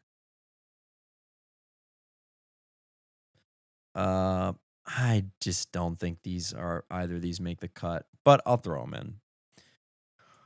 I'll throw them in for shits and giggles. I'm going to cut this. R.I.P. 7/8 Thing from the Woods. You don't work in this song, but that could be a future song for sure. Honestly, I'm thinking more of an orchestral song for a future Dante solo album type of situation there.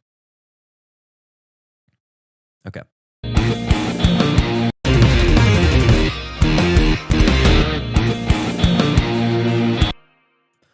Now I'm going to go to a smaller subdivision to put this in a more reasonable spot.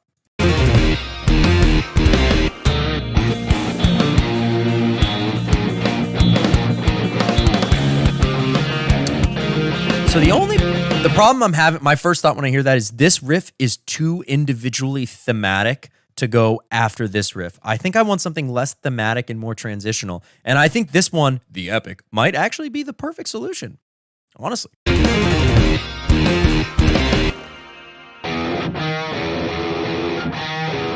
Oh yeah, that actually really works. Because it's heavy, it's a little angrier, it's a little bit more upset. And this part is so floaty and dreamy. The emotion has to change. You know, your job as a composer, right? Your job as a composer is to direct, guide emotions. And here is a wonderful example of where I'm thinking all of this has been moody, melancholic, slightly uplifting, epic, dreamy, floaty. The emotion should change. The emotion should change. And that's the thing. This riff is also those emotions.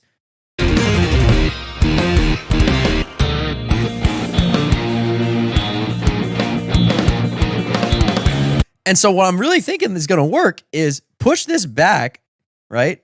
Move this up, and then eventually massage this a little bit to make it super cohesive with the first one. Let's see how that feels.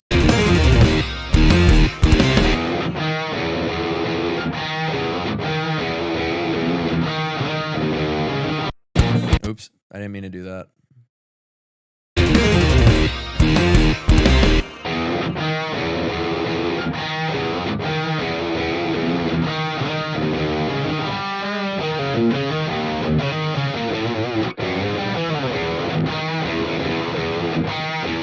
I really like it, actually. It's such a palate cleanse.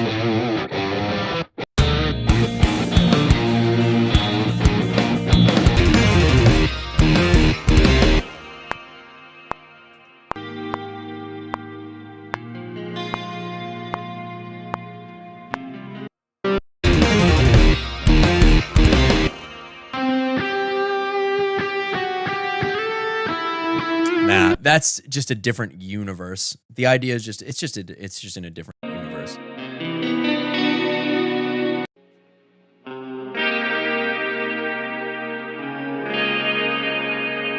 Although this is not tied to that melody. Let's see.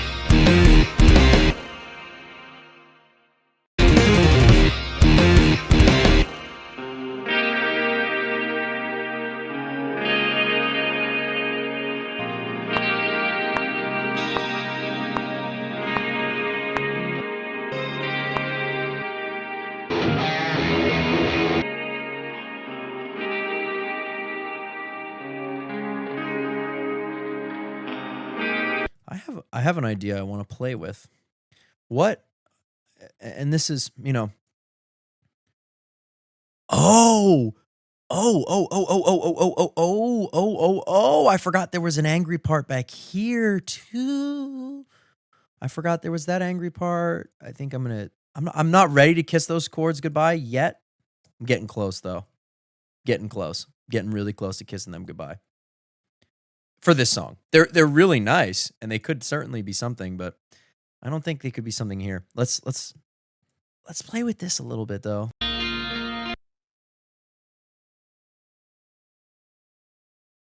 Oh, okay. The synapses in my brain fire. Oh, yes! Yes!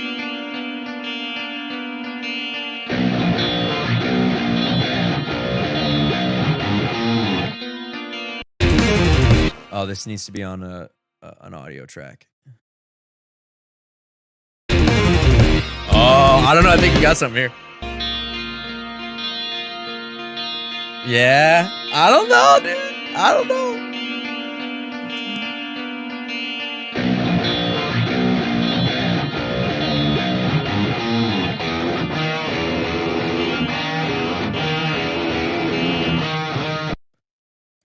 Oh. Yeah, this was an unexpected development. I really thought this first part, because it's so similar to the riff, would work. Similar to the song, excuse me.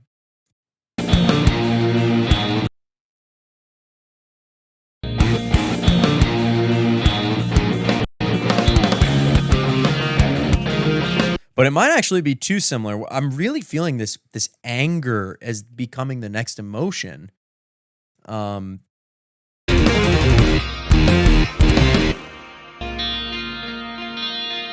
Wow, that really works.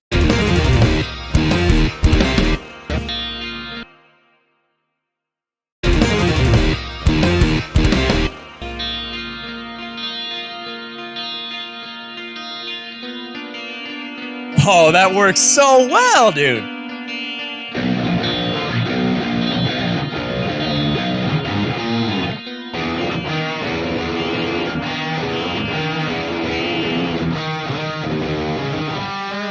Oh, man, because you have this Phrygian dominant thing happening, I'm actually feeling it coming after. So we have just the clean guitar. Ugly notes.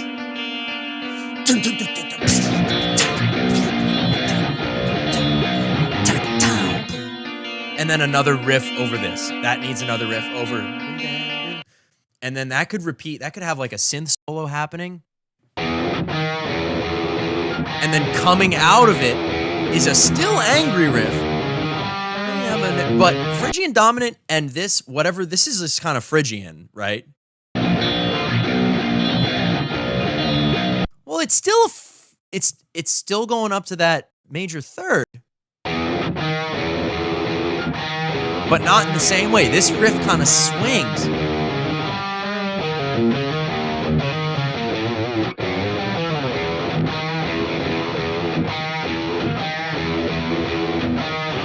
Yeah.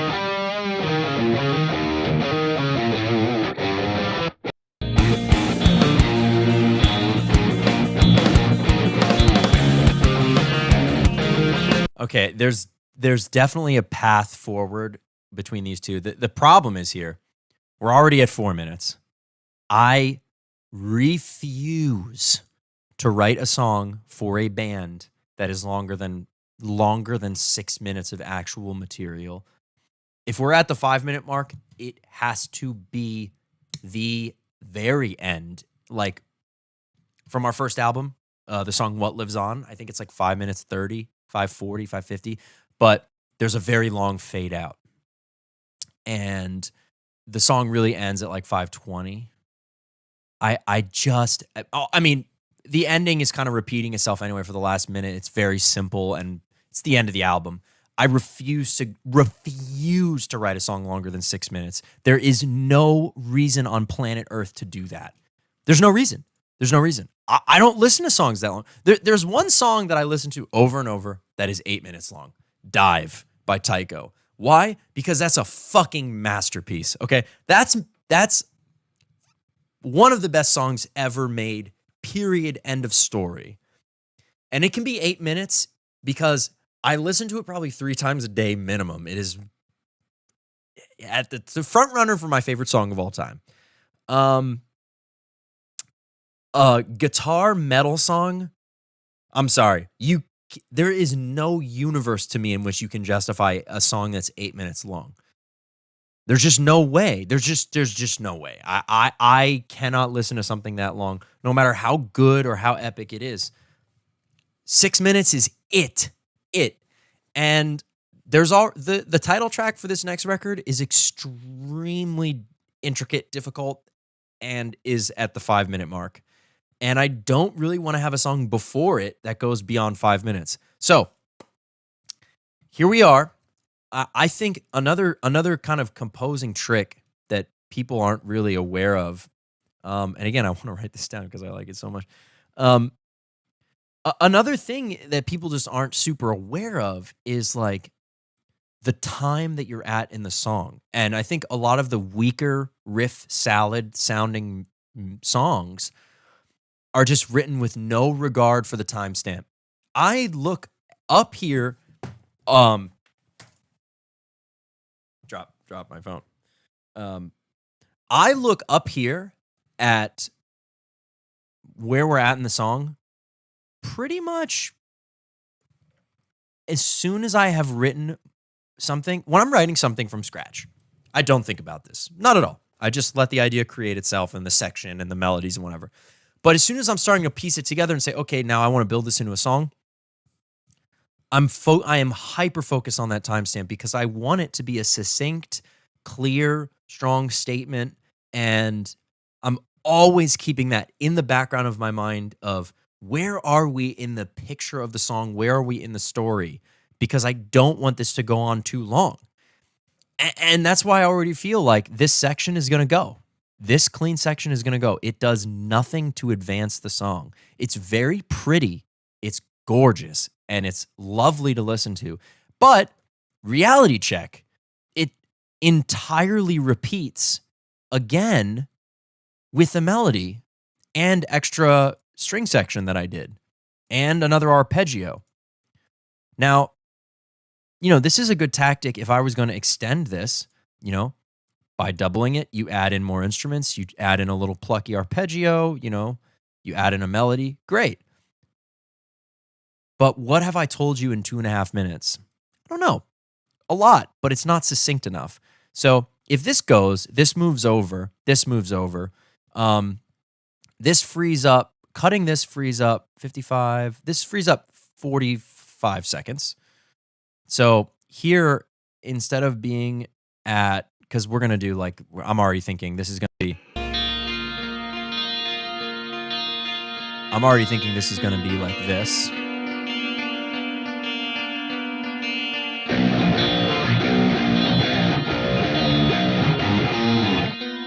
A riff over that, and then repeated that again. Whatever, some kind of riff over this.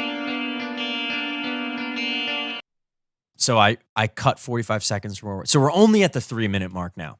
And to me, this song is getting a little bit more exciting. It's getting a little bit more exciting when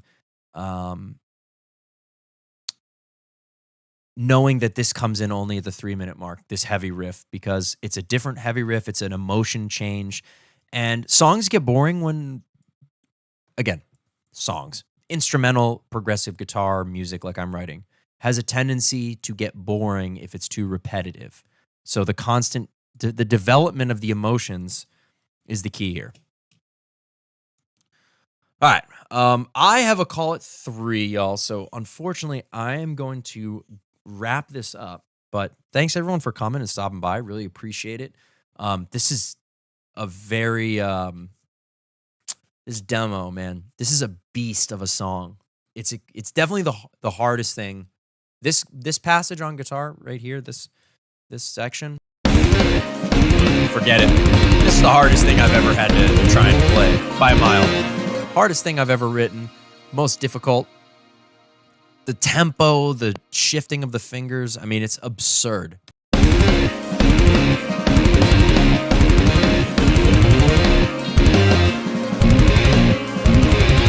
It's absurd. I don't, I mean, I think anything's playable if you put your mind to it, but yeesh, ooh, that's something. So it's a really fun demo. I love the intro. I do really love this clean section. We got a really nice melody in there wrapped up. Some drum programming stuff, again, we talked about. And I think cutting this, moving this up, gives me a little bit more room to play with some new riffs, which, will add some fun new emotional flavors to then reprise kind of the main riff as an outro piece here. But this chugging section is, we could come back to that, but again, it just feels like such a middle section, and it's already here in the middle. So, one way or the other, we could cut. I could cut this riff if it's too complicated, too difficult to play. I'm not opposed to that. Again, it always comes back to everything I do as a writer in fly and formation context. Always comes back to What is fun to play? What is going to feel good to play on stage? Because the goal of this band is to get on stage and play this music.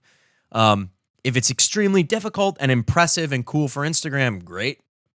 Am I going to want to play that on stage? No. Most likely no, because it's too damn hard. The music is too damn hard, and I don't want it to be too hard. I want it to be fun. So this riff may eventually get cut and get replaced by this chugs, the straight chugs. Fine, same kind of energy happening. Could have a little solo or maybe something over that to tie it together. And then we come into this heavy section. I do feel like this song needs some odd time, but we'll get there. I tried putting in 7/8 with this idea at the end, but kind of floated around. All right, y'all. Unfortunately, I got to end it. It's a good 2 hours. I have to run. I got to eat lunch and get on a call at 3, and then I have to go teach this afternoon. Thank you guys for stopping by. Stay tuned for a lot more Fly in Formation content. We are recording our new album in May. Excuse me, May. It's going to be awesome. Appreciate all the comments, and please throw up a like, subscribe to the channel. It's free, helps me out, helps the band out. And it'll keep you in tune and in touch for more of these writing sessions because I love doing these. 2 hours just flies by. All right, y'all. Thanks for coming by. Take